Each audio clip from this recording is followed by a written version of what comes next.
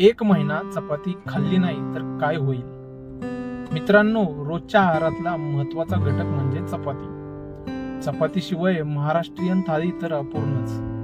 मात्र अचानक एक महिना चपाती खाल्ली नाही किंवा आपल्याला भेटली नाही तर काय होईल, हे आज आपण जाणून घेऊया. मित्रांनो, चपाती ही गव्हापासून बनवली जाते. गहूमध्ये ग्लुटेन नावाचे प्रोटीन असते. यामुळे गहू आरोग्यासाठी फायदेशीर आहे. जर तुम्ही एक महिना चपाती खाल्ली नाही तर तुमचे आरोग्य बिघडू शकते. एक महिना चपाती खाल्ली नाही तर शरीराची रोगप्रतिकारक शक्ती कमी होते, तसेच हाडे कमकुवत होतात. गहूमध्ये फायबर असते, ज्यामुळे पचन क्रिया सुधारते. शरीराला फायबर पुरेशा प्रमाणात न घेतल्यास अपचन, बद्धकोष्ठता, ऍसिडिटी यासारख्या समस्या उद्भवतात. तर मित्रांनो, हे आहे चपाती न खाण्याचे तोटे.